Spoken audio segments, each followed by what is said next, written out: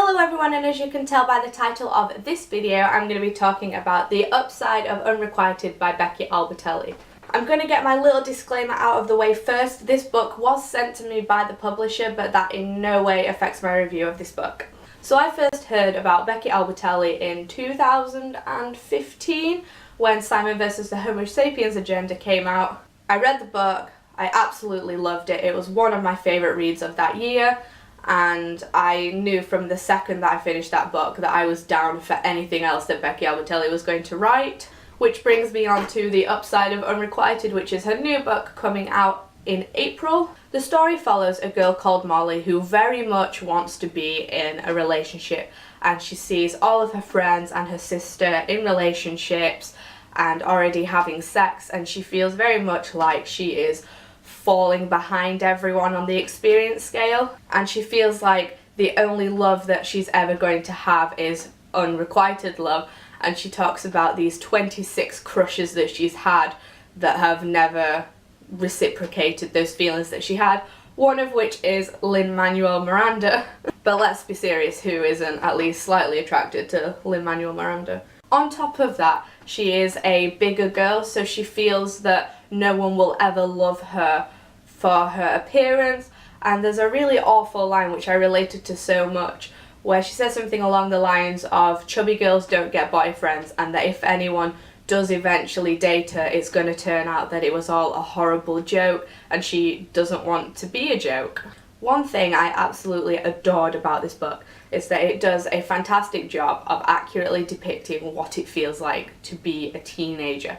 From those little crushes you have, to feeling completely inexperienced compared to everything that your friends are doing, to getting your first job, to the body issues which play a very prominent part in the story. At times it felt like I was reading about my younger self, and even then about myself from a few years ago prior to getting in a relationship. I think that anybody who picks up this book, regardless of how many relationships you had, whether you've not had any at all, you will be able to relate to this book in that aspect.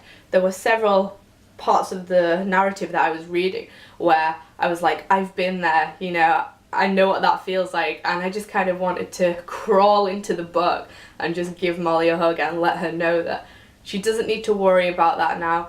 That kind of love that then goes on to become a relationship tends to come from somewhere that you had least expected it to come from. There are parts of this book where Molly's trying so hard to get a boyfriend, and she's kind of pushed in the direction of this one particular person, and she's like so desperate to be with this person because there seems to be that kind of mutual interest there, that she completely disregards somebody else. Also, this book is jam-packed with diversity because the family is Jewish, and there are some events that take place in the book that you get to see the how the Jewish community celebrate those events, which was also really cool and really interesting.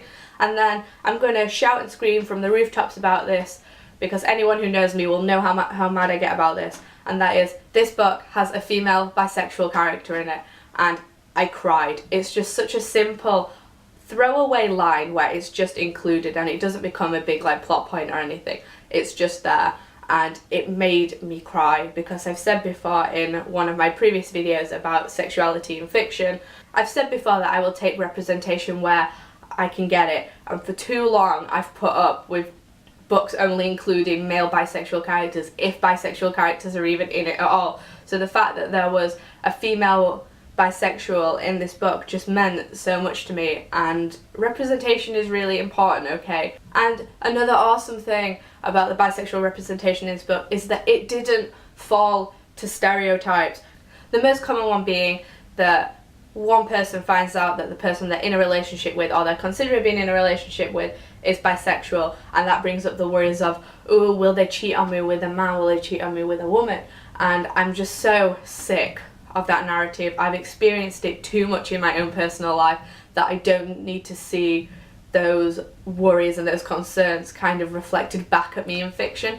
So it was so overwhelming to have such a positive relationship featuring a bisexual. And then on the other side of it, you have another character who is pansexual, And again, when that is revealed, everyone's just like, cool, it's good to know. It's nice that these kind of books are coming out where sexuality and these different kinds that, I don't want to say stray from the norm, but what society perceives to be the norm.